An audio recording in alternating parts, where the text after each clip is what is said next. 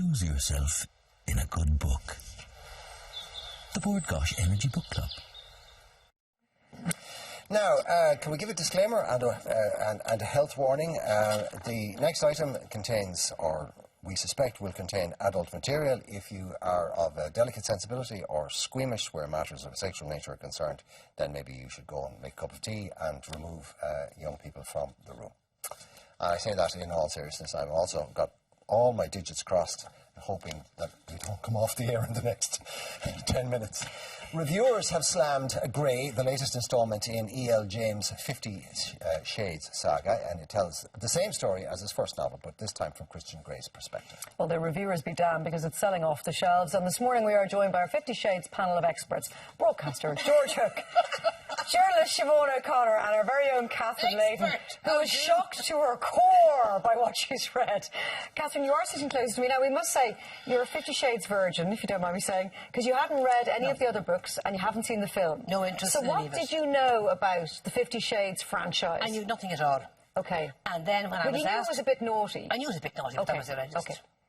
No interest, really.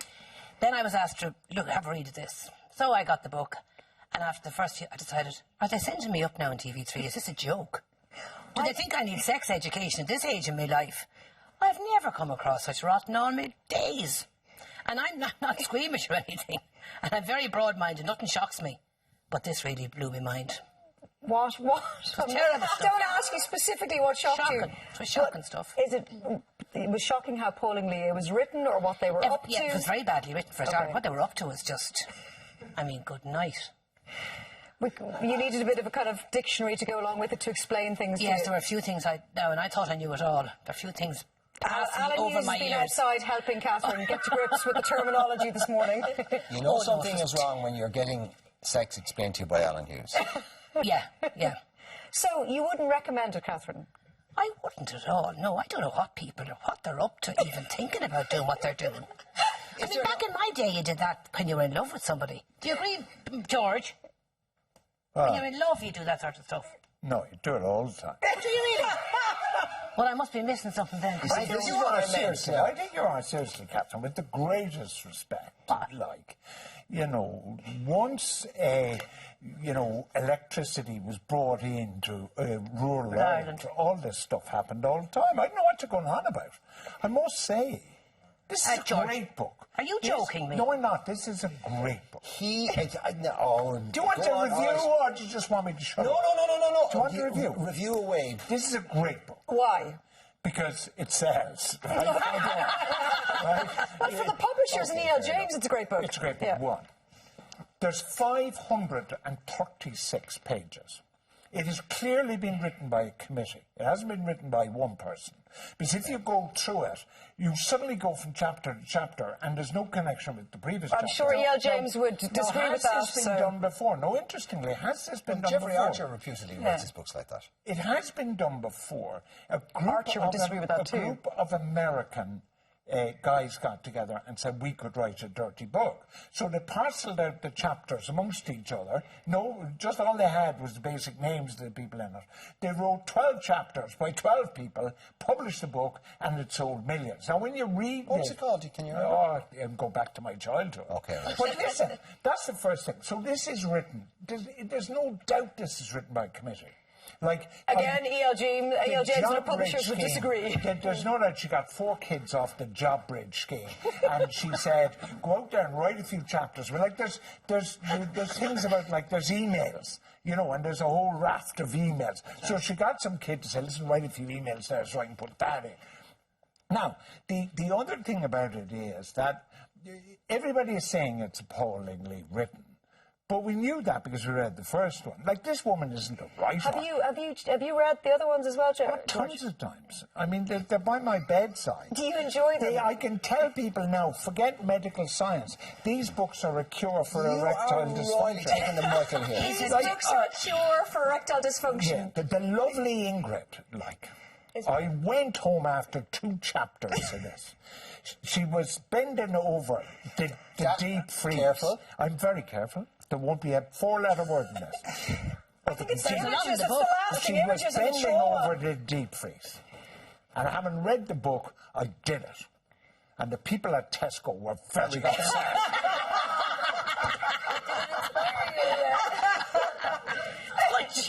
George, were you shocked, like Catherine was, by the content of the book? No. No. Siobhan, all right. But let's there go was, to there Siobhan. was a, look, there was, the thing about a book, though, you should remember it, right? There were 2 books when I was 14, and I can remember the opening line to this very day, 60 years later. Arma virumque cano. Virgil, I speak of arms and the man, and I remember it. Then there was a fellow called Peter Cheney who wrote crime novels about a tech called Lemmy Caution. And this blonde comes into his office and he says, in the opening line, he says, if she had walked into the Garden of Eden, Adam would have started picking apples like he was in the cider business.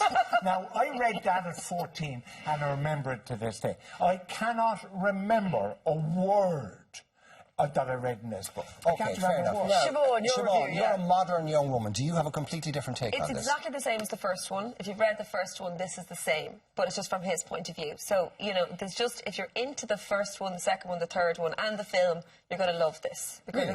it's effectively I the haven't same read the story. other books, so the other books aren't from his point of view. No, they're from her Anastasia's. point of view. Okay, yeah. okay. But I'm more interested to find out whether this inspired George's erotic novel, because it's just page after page of, you know... No, stick your finger in there. No, don't read anything. I've always wanted to say that Would to you a want blonde. some- Stick your finger in there. In what now? In the book.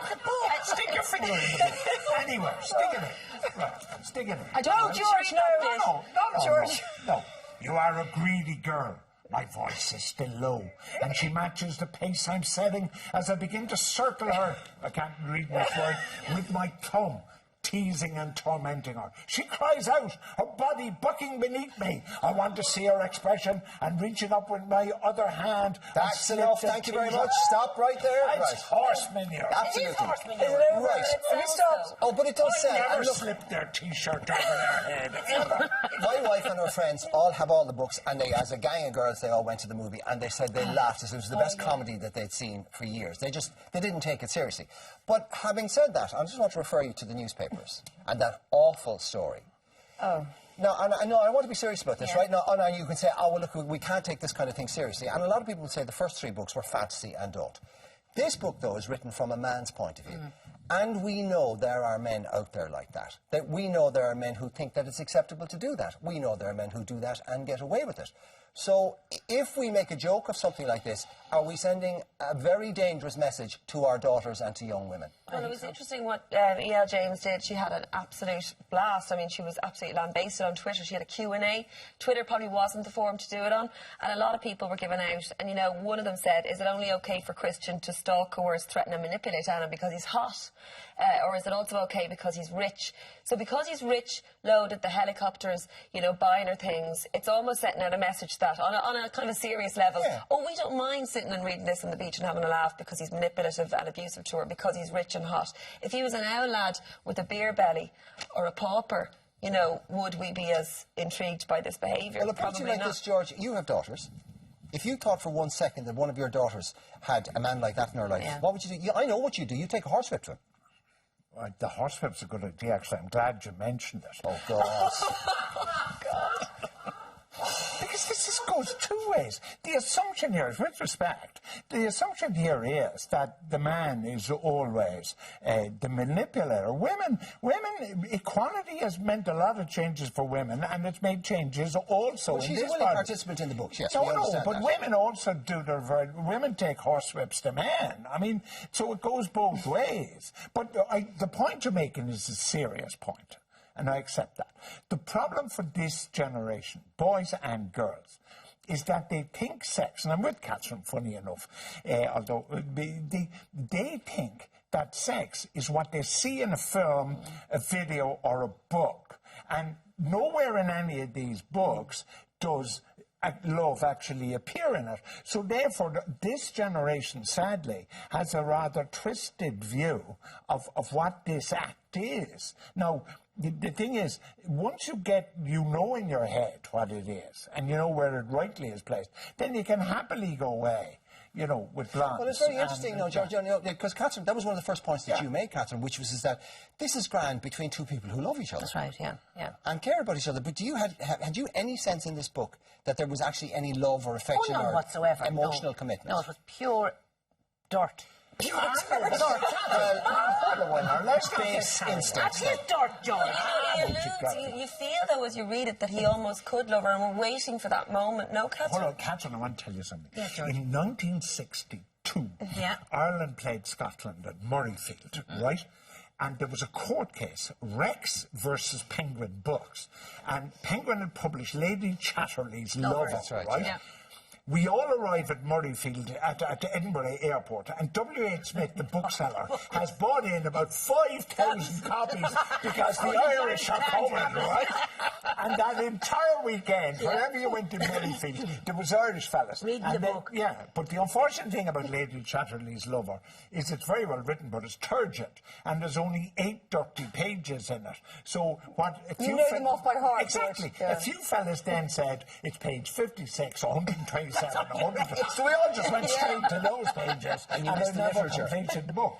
What about Ulysses? What about all the dirt in Ulysses? Well, he's referred to, yeah. I mean, I think the problem with this is not the dirt, if I may Is it say just that so. it's just dirt? There's nothing else. Yeah. It has no redeeming features. Although, to be fair, not a bad job by 4 Jobbridge kids, to deliver 536 pages like that. By the way, it's been mooted in the papers that you're going to go into erotic authorship. Is that a joke? Is it you winding it up, or are you actually serious? Or do you really need the money that badly?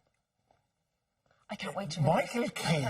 You're not answering my question. Michael Caine. I am answering your Because I question. was going to say to you, the only wondrous orbs on display this morning are these 2 bald heads. No, do you want me to answer the question? You're like Vincent Brown, like, you ask a question and you know what the answer. It's too late now anyway. We've no more time, George. Michael Caine said, I make crap movies because I know what poverty was and I have no intention of going back there.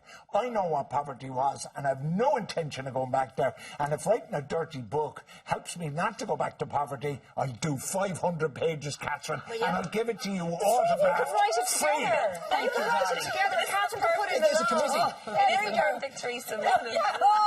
I'll do it over baking. On that note, thank you one and all.